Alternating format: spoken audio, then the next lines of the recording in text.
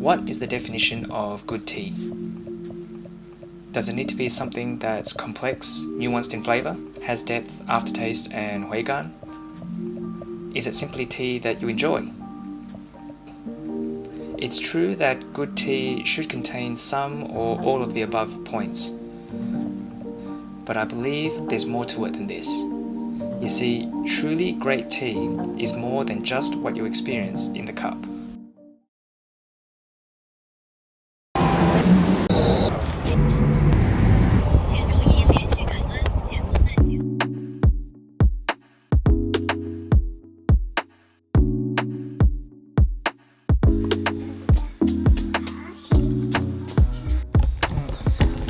So here we are at the Lynn family household, one of our key tea producing partners that make our Phoenix Dancong Oolong Teas and also our honey orchid, Phoenix honey orchid black tea as well.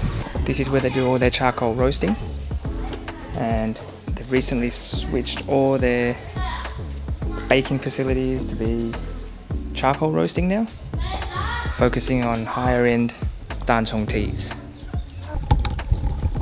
So the word Dancong literally means single stem.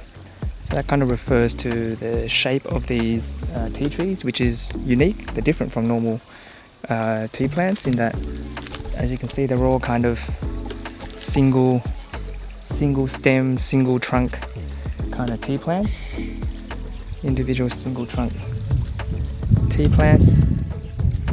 That, as opposed to like being a series of like interconnected hedges that you normally see with tea plants.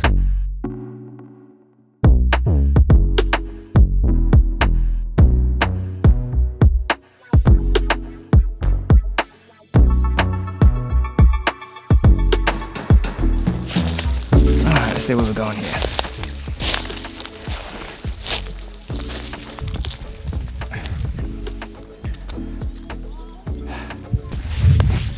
So here we are at the Lynn family Dancong plantation.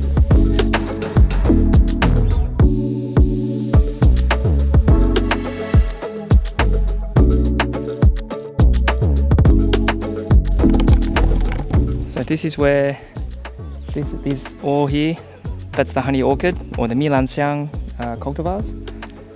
This is where our honey orchid oolong and honey orchid red teas. These are the leaves from them.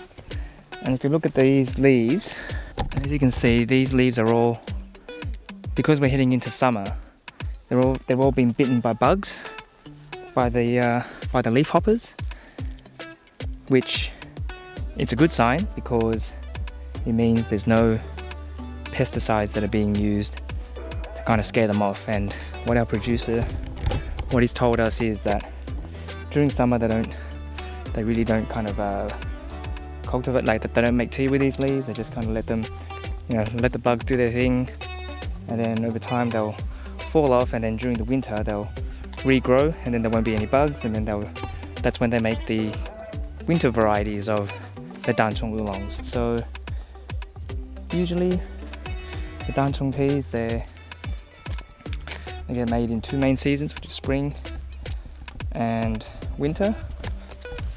You can see these Dancong leaves, they're pretty tall. Yeah, seeing bug bitten leaves in summer is a good sign because it means no pesticides are being used. And up here we have the Xinren Jiang, or the almond fragrance Dancong. And if we look at the almond fragrance leaves, so the almond fragrance leaves are categorized by smaller leaves and also these serrated edges.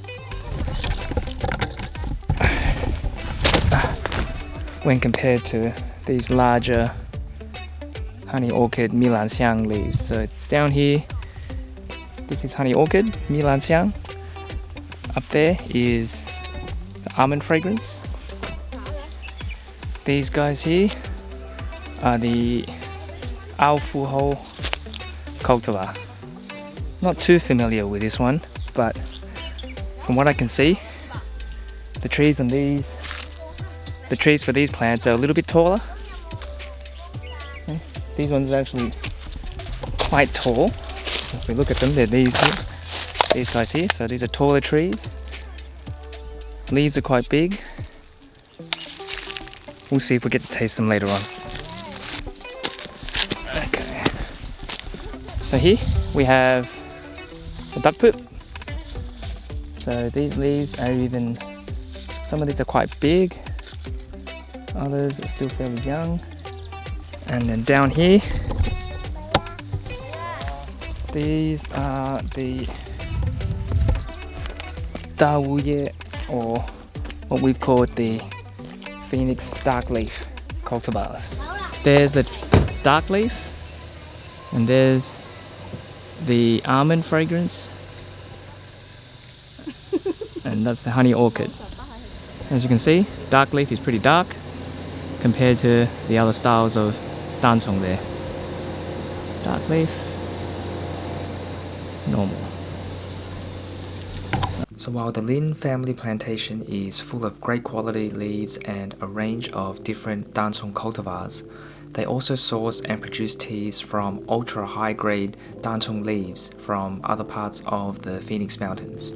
Now, to get a sense for where the really high grade, i.e. really expensive Dancongs come from, we need to head further up the mountain to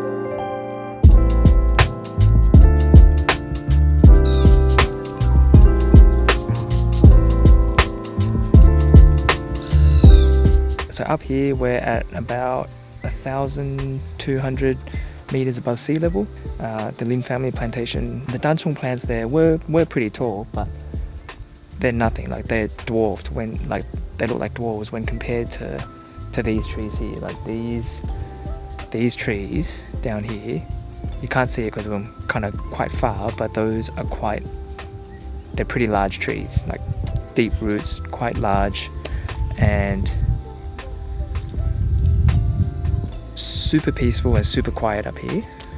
So it's funny, on the cab ride here on the way to Chao Zhou, the cab driver, we mentioned to him that we were going to Fenghuangshan, and he was telling us that basically everyone in the city wants to live up here, and it's not surprising to see why. Like, it's such a peaceful, tranquil location, especially when compared to the hustle and bustle of the city. Like, check out these trees and check out how big. Like, when you look at Dancong trees, a lot of them, they're pretty thin. Like, they're pretty thin trunks. And these are still thin trunks relative to a lot of other types of tea trees. But for Dancong teas, these are pretty. We're getting into sort of bigger tree trunks and thicker territory here. Bigger trees. And we're about to check out the second generation Songjong tree. Unfortunately, the original oldest mother tree, that tree is no longer alive. Check this guy out.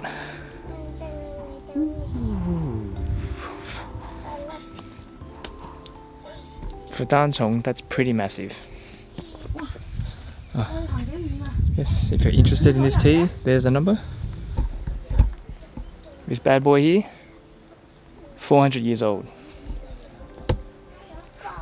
Nice big tree, thick trunks. Lots of moss growing there.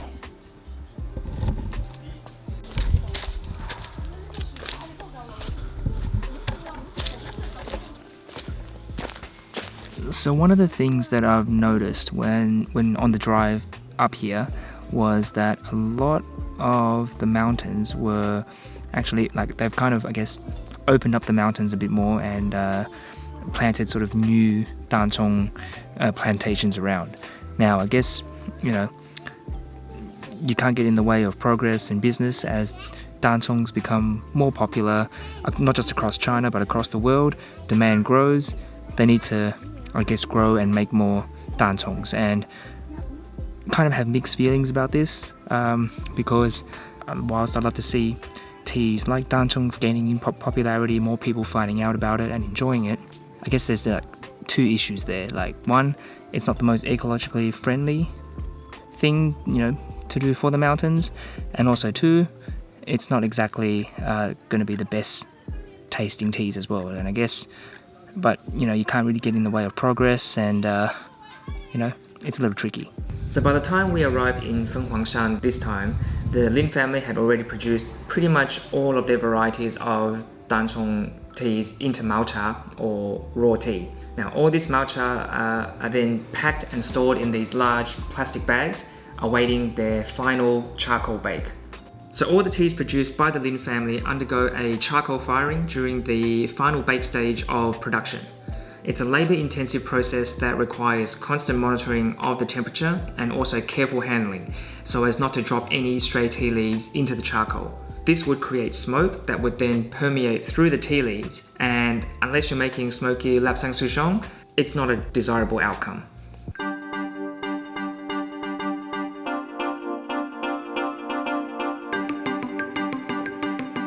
So the thing about truly great tea is, aside from all the aspects related to flavor and taste, it also encapsulates a place. It conveys through its liquor the essence of its place of origin, taking us back to the peaceful, serene mountain ranges, the tea forests from where the tea originated from.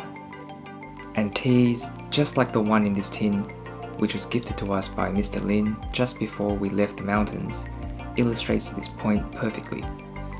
The feeling that I get after taking a sip of this tea, it's indescribable.